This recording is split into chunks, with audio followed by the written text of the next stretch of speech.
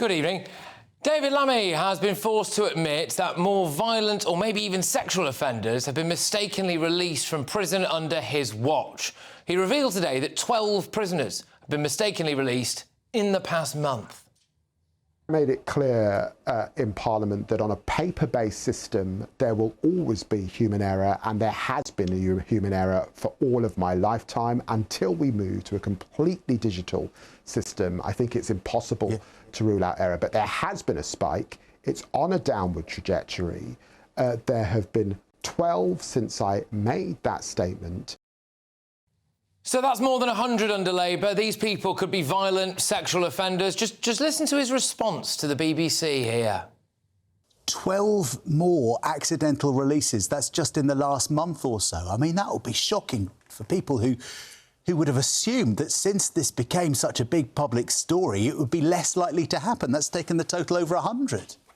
Well, no, because some of those people have come back into the prison system. But still, it's happened an extra 12 times. Oh, they've come back. Oh, well, that's all right then. Well, I mean, not all of them, though, because when he made a complete plonker of himself in Parliament... Of course, we know that there have been spikes since 2021 under his watch. When did he come to this house and apologise? We've deported more in the last year than they deported in the last 5 years. In 25 years in this house, I've not witnessed a more shameful spectacle, frankly, than what the party opposite left in our justice system. Yeah, that day, it turned out that there were, I think, 2 or 3 violent criminals at large, OK? So one was an illegal migrant sex offender who should never have been in Britain. Now, he wants you to know that that number has come down. Are you aware of any more violent offenders or sex offenders? There have been releases in error since I made that statement, but I want to convey that the trend this year is fortunately downwards. The trend is down. Great. We can all sleep easy. How down is that trend, Mr. Lammy? Can you give me a number on how many? 2. 2. So, I mean, it's just the same as last time, isn't it? He's not made any progress then. Right, OK. I mean, they've obviously been caught, though. I mean, sure, look, he's got them, haven't we? We know where they are. Are they still at large, or have they been apprehended? Sophie, it's important that I release that data in the way that it's always been released. And it's also important that I work with police where someone is at large, and sometimes, because the police are about to nab somebody, they actually don't want me to discuss it. And it's important that they get on. But are those 2 people still at large or not, are they? There are 2 people currently at large. Right, we got there in the end, so you don't know where they are. Shouldn't we know who these people are? Isn't it in the public's interest to have these violent offenders' faces plastered all over the news? Details of their possible whereabouts. I mean, don't we have a right to know? These are dangerous people with nothing to lose who are out on the prowl, and we find out about it because David Lammy is forced into it on the morning press round. And this is the guy who is scrapping jury trials. Now, the right to a jury trial was enshrined in Magna Carta, as Robert Jemrick pointed out earlier today. Runnymede, the 15th of June, 1215. King John seals the Magna Carta. In it, no free man will be imprisoned except by the lawful judgment of his peers. The 2nd of December, 2025, David Lammy tears it up. For 800 years in Britain, we have had jury trials. But now, David Lammy wants to do away with, roughly speaking, about 80% of them. I mean, for all those years since 1215, where we've had jury trials, who could have thought that the bloke off Mastermind who thought that Henry VII succeeded Henry VIII to the throne would be the one to scrap them? By the way, David Lammy thought that people who were hardline Brexiteers were worse than Nazis. By implication, you're comparing the ERG to the Nazi Party, or at least to the South African racists. Now, whatever you think about the ERG, that was an unacceptable comparison, wasn't it? Andrew, I would say that wasn't strong enough. David Lammy likes to say that leaving the ECHR is bad because we'd be like Putin's Russia or Belarus. Let's have a look at what other people scrapped jury trials when they came to power. Lenin, Mussolini, Hitler, Franco, Chairman Mao, Castro, Pol Pot, Idi Amin, Saddam Hussein, Gaddafi and the Ayatollah of Iran. Now, hey, I'm not suggesting you share those views, but that's some company you keep, Mr Lammy, isn't it? David Lammy must realise that he's a national joke. The only problem is that if any of these violent or sexual offenders harm anyone whilst they're back out on the prowl, nobody will be laughing. In fact, we will all be apoplectic with rage. There's nothing more important than keeping your money and your identity safe online. And with so many VPN options available, choosing the right one can be pretty daunting. But this video's sponsor, ExpressVPN, is making the choice easier for GB News viewers. ExpressVPN is offering up to 73% off, plus 4 extra months free. That's top-level security from just £2.49 a month, and you're covered by their 30-day money-back guarantee. So just click the link in this video's description or scan the QR code now. Remember, when you're online, you are often sharing personal data, so hackers can steal your information, your passwords, your photos, and your bank details in just seconds. But ExpressVPN encrypts your connection, making it virtually impossible for hackers to access your personal information. So why choose ExpressVPN? Well, it couldn't be easier to use. With just one click, you are protected. And ExpressVPN uses military-grade AES 256 encryption, which is the same standard trusted by the US government to guard their classified information. With their new tiered plans, you can protect up to 14 devices at once and manage passwords securely. Live chat support is available 24/7, and it typically connects you in under a minute with a real person. Click the link in this video's description or scan the QR code to get up to 73% off ExpressVPN plus 4 extra months free. Start protecting yourself today with ExpressVPN.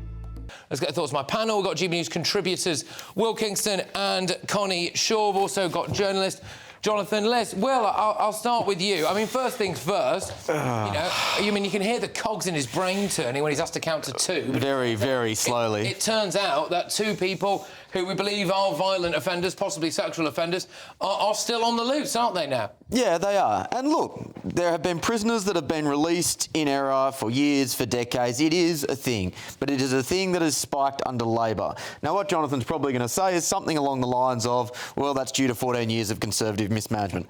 Possibly true. Sorry to take away your first argument. Nonetheless, that doesn't mean there aren't solutions which are at hand, which they could take if they wanted to. They could work harder to deport foreign criminals. They could stop arresting people for thought crimes. They could do all of these things which would allow us to free up capacity. They're not willing to do that because that goes against their fundamental ideology. Well, they could also, I'm sorry, but I would have thought that if there was a violent, possibly sexual offender on the loose, Connie, it might be interesting, might be useful for us to know who that person is. But they don't seem to be forthcoming with any information. Well, David Lammy this morning on Sky News said very patronisingly to Sophie Ridge, it was actually quite shocking to see the way... Sophie. Just before you ask that question, the reason why he can't talk about it is because there are police operations ongoing. The real reason why they aren't going to tell the public is they know that we would be up in arms. This government is petrified that if the public realise what's going on beneath our noses, then there will be unrest. The fact that there isn't more civil unrest in Britain throughout this last year, in particular, ever since the Southport riots, is actually testament to how civilised we are as a country, I would say, and that's why they're absolutely terrified, and that's why he hesitated to tell her that he knows. You could, as you said, you could see the cogs turning. Am I really about to do this? Tell the public, not telling Parliament in the first instance, but the first time I'm going to say this is when I'm being asked about something I don't want to answer, and he probably thought, I can't get away with not saying this, I'm going to have to just say it's 2. Can we try and find that clip? It's him with Sophie Ridge, where she asked him how many it is, and it takes him what feels like an absolute eternity to say the number 2. I don't know if we won't be able to get that up, but I mean, you can literally, like we were saying before, hear those cogs turning in his brain as he's saying it, can't you? Have we got it, or we get it? We'll get it in a second. I mean, this is pretty damning stuff for David Lammy. He's obviously not on top of his brief, is he? Look, I don't think that you can necessarily blame the Justice Secretary every time a prisoner is released, and as Will says, this has happened for a very long time. Clearly, there are substantive issues at play in the prison system and across all the judicial system, actually, and that kind of links in with the other story of the day, which I think is the more important story about jury trials being abolished in many, many cases. Yeah. But that is, I'm sorry if it's a boring argument, but it is also true that the Conservatives dropped the ball on justice. completely. They allowed the justice system almost literally to rot and decompose. And I think there were £1 billion of cuts in the judicial system. Courtrooms closed all over the place. There's now a record backlog of cases. And of course, that is going to have a knock-on effect in the prison system David as well. Lammy, of course, used to argue, though, that we should have, I think it was 24/7 courts and that to clear the backlog. Let's just remind ourselves, so just see how long it takes David Lammy to count to 2 here. Can you give me a number on how many? 2. Oh. I'm sorry, but at what point do we have to say that guy should just be nowhere near high office? Yeah, it's one of politics nerds' favourite games, isn't it? What is your favourite David Lammy clip? And that's another one to add to the canon, isn't it? The fact of the matter is that, yes, you are right, there are fundamental problems in the prison system, but there are 10,000 foreign criminals in the prison system. Systems crack when they're under pressure. They are under pressure at the moment because they are over capacity. You could sort out that capacity by sorting out foreign criminals and getting rid of them. They don't have the heart to do it. Do you really think that if we sort of deported all foreign criminals before they serve their sentences, it would somehow stop prisoners being released? Yes, because... I just don't see how those two things compute. Can I explain it to you? It is because obviously there are more people in the prison system than they can cope with. That means that there is pressure on the prison system. That means processes are going awry. Do you think... That is fundamentally the issue. Fine, but, do you think, then, that British people who commit crimes abroad should be sent to British prisons to serve their sentences as well? Because surely there would have to be reciprocity, wouldn't there? I think they should. So we'd have to... So actually, there are a lot of British people who commit offences abroad, so, there would be a lot of British people in their British jails. Why should those countries... Well, look, there is a convention where you serve your prison time in the place where you committed the offence, and after that, countries can deport you. Let's get on to the second bit of this, which is, of course, the jury trial situation. Magna Carta, 1215 for 800 years. I mean, if they could have known that David Lammy would have come along and driven a coach of horses through that in 800 years' time, remarkable. How do you feel about this? Because I know you're big in the Free Speech Union, and there are a couple of cases that I can think of. I'm sure you've probably got others. You don't need to give examples, but of people who I think, had it not gone to a jury trial, would probably have found themselves behind bars. Absolutely. I mean, the biggest example would probably be Jamie Michael. He is a veteran. He served in Afghanistan and Sri Lanka.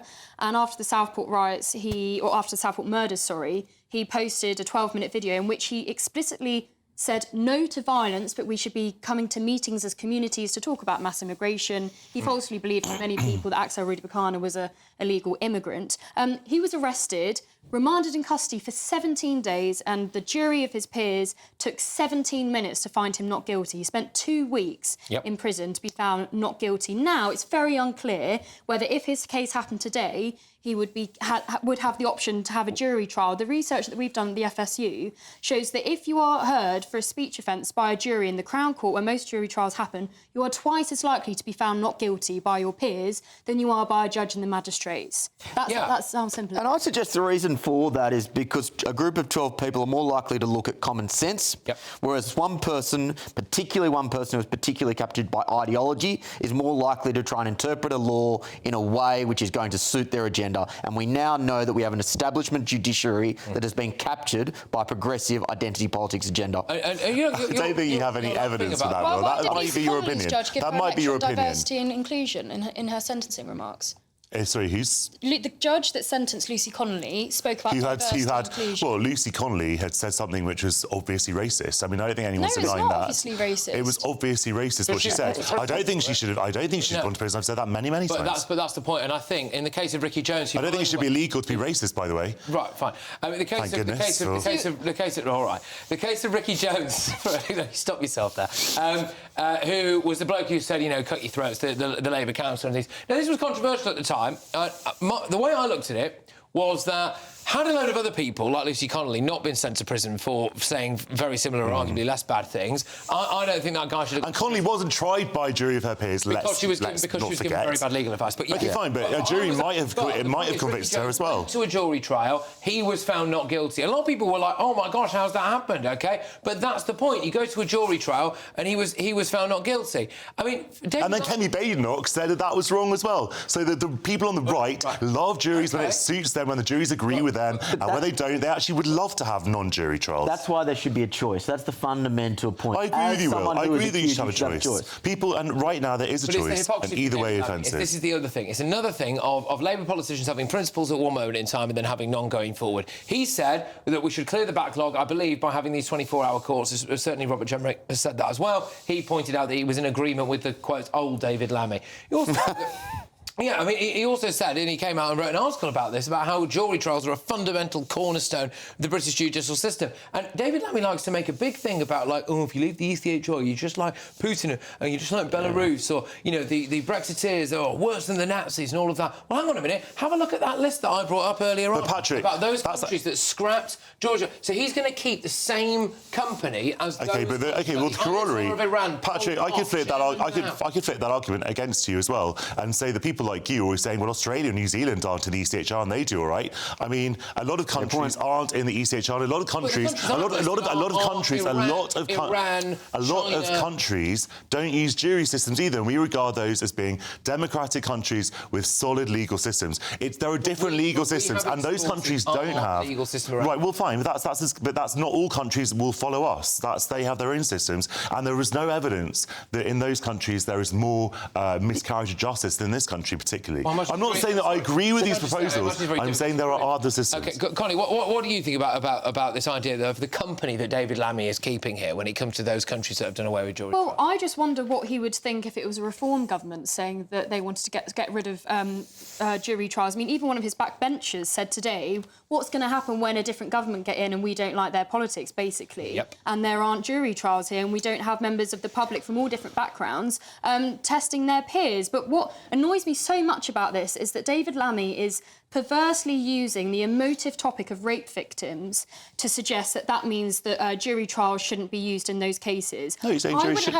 saying the jury should always be used. Sorry, that they should always be used in those cases, and that's why they're trying to clear the backlog, and that's why they need to make it quicker, and therefore the trauma of rape victims is why people who are done for speech offences may not now be able to get a jury trial. I think it's a really perverse and really, and it's not that I don't have. Of course, I have sympathy for those victims, and I completely understand why those maybe shouldn't be. You feel of course, of course, maybe those. If it wasn't the fact that the speech offences, obviously for me, that is what I'm most concerned about. But he's using those traumatic and emotive topics to get rid of other systems of justice. Yeah, I mean, look, we could talk all day about David Lammy. I mean, I just feel as though the bloke's national embarrassment. I really do, and it goes back years and years and years. And I think the idea that man is now going to radically change the judicial system in this country more than anyone that I can think of, I find that deeply, deeply depressing, because he's not across his brief, is he? He's not across his brief, but anyway.